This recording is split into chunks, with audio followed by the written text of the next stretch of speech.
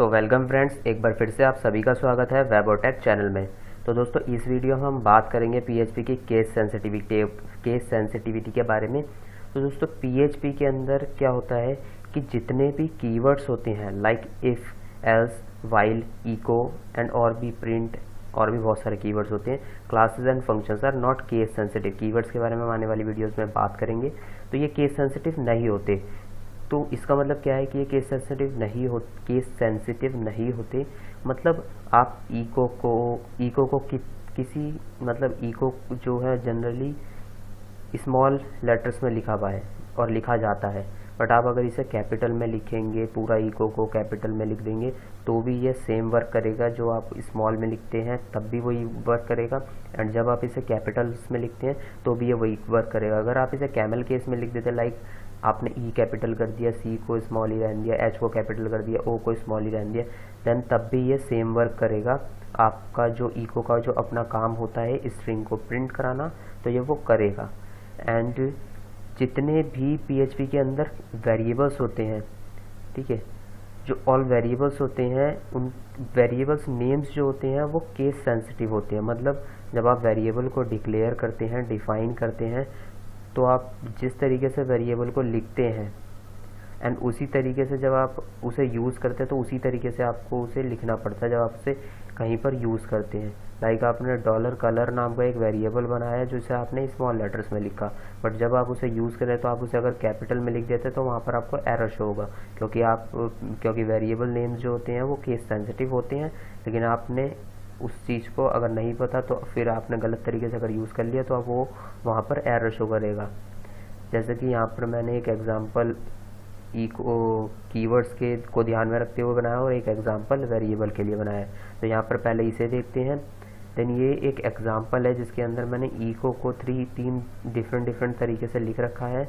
मैंने eco statement को तीन डिफरेंट तरीके से लिख रखा है, जिसमें पहला हमने ई कैपिटल कर दिया एंड बाकी सब जैसे स्मॉल रहने दिया। देन सेकंड टोटल स्मॉल रखा एंड थर्ड वाले में ई एंड सी कैपिटल कर दिया। तो ये तीन डिफरेंट तरीके से मैंने ई को लिख दिया इस वाले एग्जांपल में, बट उसके बाद भी ये इस पर इसका कोई असर नहीं पड़ेगा, आपको कोई एरर नहीं मिलेगा। ये तीनों अपना अपना काम करेंगे एंड हेलो वर्ड तीनों प्रिंट करेंगे। तो ये कीवर्ड्स के लिए एग्जांपल था। एंड एक सेकंड एग्जांपल है वेरिएबल के लिए। यहाँ पर मैंने बोला कि वेरिएबल नेम्स जो होते हैं पीएचपी के अंदर वो केस सेंसिटिव होते हैं, तो इसलिए मैंने यहाँ पर एक वेरिएबल डिक्लेयर कर रखा है जिसको एक वैल्यू असाइन कर रखी है। तो और मैंने तीन स्टेटमेंट लिख रखी है इको की। तो मैंने पहली स्टेटमेंट में जिस तरीके से इसे डिफाइन किया उस तरीके से इसे यूज़ किया, बट सेकंड एंड थर्ड में मैंने इसे डिफरेंट तरीके से लिख दिया। तो होगा क्या, जब ये पीएचपी स्क्रिप्ट एग्जीक्यूट होगी, इंटरप्रेट होगी पीएचपी इंटरप्रेटर के द्वारा, तो यहाँ पर ये फर्स्ट वाला तो प्रॉपरली एग्जीक्यूट होगा और यहाँ पर हमें ये मैसेज प्रिंट हो जाएगा इसके थ्रू, बट ब्राउज़र पे ये मैसेज दिखेगा। बट ये जब एग्जीक्यूट होंगी ये दोनों स्टेटमेंट, तो यहाँ पर ये प्रॉपर रन नहीं होंगे, यहाँ पर हमें एरर मिलेगा। तो दोस्तों यही था कि पीएचपी के अंदर वेरिएबल्स केस सेंसिटिव होते हैं एंड जितने भी ये जो कीवर्ड्स होते हैं केस सेंसिटिव नहीं होते। तो इस चीज़ को हमने अभी देख के समझा, ऐसे ही प्रैक्टिकल एग्जाम्पल को देख के समझा, बट अब इसे हम प्रैक्टिकली करके देखेंगे कि हमने जो बोला है वो किस तरीके से काम करता है। तो दोस्तों चलिए चलते हैं हम अपने कोड एडिटर के अंदर। सो दोस्तों आ गए हम अपने टेक्स्ट एडिटर में। सो दोस्तों यहाँ पर मैं नोटपैड++ यूज़ कर रहा हूँ। जैसा कि मैंने आपसे बोला था कि बिगिनिंग में आप नॉर्मल टेक्स्ट एडिटर यूज़ कीजिए, जिससे आपको लर्न करने में ज़्यादा ईजी होगा एंड आप चीज़ों को अच्छे से समझ पाएंगे और उन्हें लंबे समय तक याद भी रख पाएंगे। तो यहाँ पर मैंने ये कोड पहले से ही लिख के रखा है एंड आप इसे पॉज करके लिख सकते हैं। तो दोस्तों मैंने यहाँ पर वही सेम एग्जांपल लिया है। इको को मैंने तीन डिफरेंट वे में लिख दिया जैसा कि मैंने एग्जांपल में दिखाया था।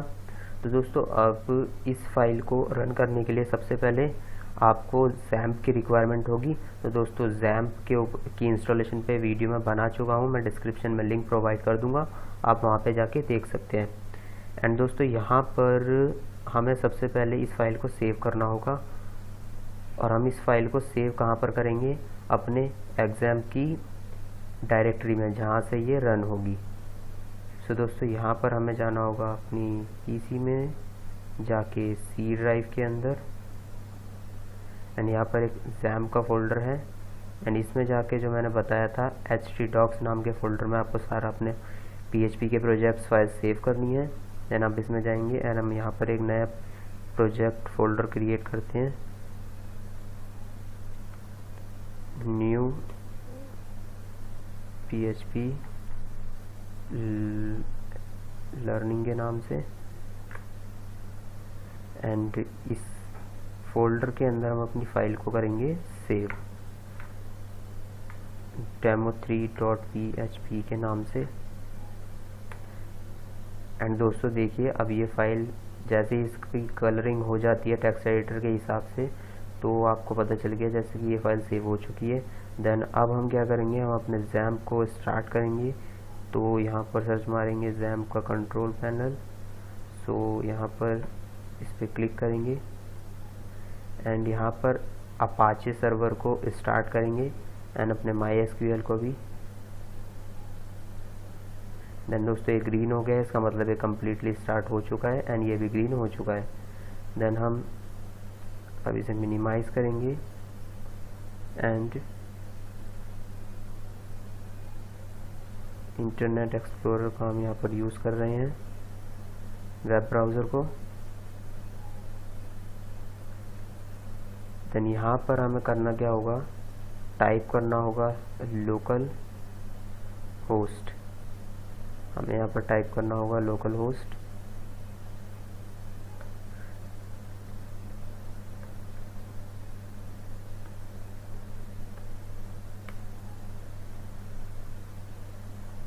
देन दोस्तों जैसे ही हम लोकल होस्ट टाइप करते हैं हमारे सामने जैम का ये होम पेज आ जाता है। देन हमें अपनी फ़ाइल को रन करना है, तो यहाँ पर जो /डैशबोर्ड है इसको हम रिमूव करेंगे एंड यहाँ पर अपनी फोल्डर का नाम लिखेंगे जिसके अंदर हमने अपना प्रोजेक्ट सेव किया। तो वो क्या था, new PHP learning, new PHP learning. दोस्तों देखिए न्यू PHP लर्निंग का हमने बनाया था फोल्डर, प्रोजेक्ट फोल्डर, एंड यहाँ पर एक ही फाइल दिख रही है demo3.php जो हमने अभी भी सेव की है। दोस्तों इस पर क्लिक करते हैं एंड जैसा कि मैंने आपको बताया था कि आप किसी भी तरीके से इस चीज़ को लिखिए, आप डिफरेंट तरीके से इसको लिखेंगे लेकिन आपके लिए ये काम वही करेगा जो इसका काम है, स्ट्रिंग को प्रिंट करना। तो subscribe the channel, subscribe the channel, subscribe the channel 3 bar print होके आ गया। तो दोस्तों ये था हमारा पहला एग्जाम्पल। एंड दोस्तों अब हम करते हैं, अब हम देखते हैं अपना दूसरा एग्जाम्पल। तो यहीं पर देख लेते हैं दोस्तों, यहीं पर हम एक वेरिएबल क्रिएट करते हैं, यहीं पर एक वेरिएबल क्रिएट करते हैं $color एंड असाइन करते हैं वैल्यू रेड। देन यहाँ पर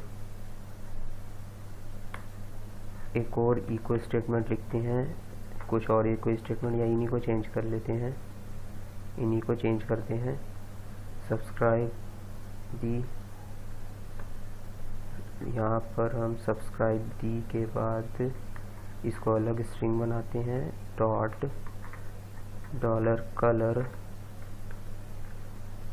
का यूज़ करेंगे। देन दोस्तों ये जो डॉट है ये कंकैटिनेशन ऑपरेटर होता है, ये चीज़ों को आपस में कनेक्ट करता है, आगे बात करेंगे इस ऑपरेटर के बारे में भी। तो यहाँ पर मैंने सब्सक्राइब द $color वेरिएबल के यूज़ कर लिया। सब्सक्राइब दी रेड, सब्सक्राइब बटन यहाँ पर हम चेंज कर चुके हैं, रेड सब।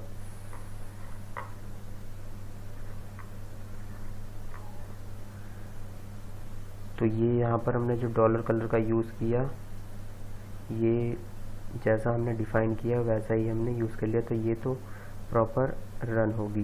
देन कॉपी कर लेते हैं और इसे भी रिप्लेस कर देते हैं इन्हीं की जगह पे, पेस्ट एंड अब यहाँ पर इसे डिफरेंट तरीके से लिख के देखते हैं। यहाँ पर मैं सी को कैपिटल कर देता हूँ एंड थर्ड वाले में पूरा ही कैपिटल कर देता हूँ। तो दोस्तों अब इसे रन करके देखते हैं, सेव किया, सेम फाइल है, तो वहाँ पर बस जाके हमें रिफ़्रेश करना होगा इस चीज़ को। देन हम इसे जैसे ही रिफ़्रेश करेंगे तो देखिए दोस्तों, जैसा कि मैंने बोला था यहाँ पर तो मैसेज आ गया, क्योंकि हमने पहला स्टेटमेंट में हमने वेरिएबल को तरीके से, जिस तरीके से डिक्लेयर किया था उसी तरीके से यूज़ किया। तो पहला तो यहाँ पर प्रॉपरली रन हो गया। Subscribe the red subscribe button, ये यहाँ पर आ गया। इस थोड़ा सा स्पेस दे देते हैं, 1 स्पेस काउंट हो जाता है। तो यहाँ पर तो ये आ गया सब्सक्राइब दी रेड सब्सक्राइब बटन, तो यहाँ पर ये आ गया। एंड ये डबल बार हो गया यहाँ पर, कोई नहीं। तो यहाँ दो स्टेटमेंट में जो है हमने डॉलर कलर जो जिस तरीके से बनाया था उसी तरीके से यूज़ किया, तो ये प्रॉपर रन हुआ। बट बाकी के दोनों में एरर आया। क्या लिखा हुआ है एरर? नोटिस आया है, जो कि एक एरर ही है। अनडिफाइंड वेरिएबल बता रहा है ये। इसको हमने यहाँ पर सेकंड में सी को कैपिटल कर दिया, तो ये इसे अनडिफाइंड वेरिएबल बना रहा है। ये हमारी लोकेशन है फाइल की। एंड लाइन नंबर 12 में ये एरर है और 13 में भी यही इसी तरीके का अनडिफाइंड वेरिएबल वाला एरर है, क्योंकि ये जो वेरिएबल है ये इसको इन वेरिएबल से अलग मानता है। तो ये वेरिएबल्स जो हैं डिक्लेयर नहीं हुए, इसी वजह से ये यहाँ पर एरर शो कर रहा है। तो दोस्तों यही था कि किस तरीके से जो मैंने बताया कि वेरिएबल्स जो हैं केस सेंसिटिव होते हैं एंड कीवर्ड्स वगैरह केस सेंसिटिव नहीं होते हैं। तो आई होप गाइस मैं आप लोगों को समझाने में सफल हुआ होऊंगा। तो दोस्तों अगर वीडियो अच्छी लगी, आपको जो भी मैंने समझाया वो सब समझ में आया, तो चैनल को सब्सक्राइब करना, वीडियो को लाइक करना। एंड दोस्तों अगर आपको इस वीडियो से रिलेटेड कोई भी डाउट है या आपको कोई चीज़ समझ में नहीं आई है, तो दोस्तों चैनल को सब्सक्राइब करना। एंड दोस्तों इस वीडियो के लिए इतना ही, मिलते हैं अगली वीडियो में। एंड दोस्तों चैनल पे जाके मैंने इसके लिए लिस्ट, PHP की लिस्ट जो है, मैंने जितनी भी वीडियोस बनाता जा रहा हूँ वो मैं अपनी PHP ट्यूटोरियल्स की लिस्ट में ऐड करता जा रहा हूँ। तो दोस्तों आप वहाँ पे जाके मेरी बाकी की वीडियोस भी देख सकते हैं। सो दोस्तों थैंक्स फॉर वॉचिंग, मिलते हैं नेक्स्ट वीडियो में।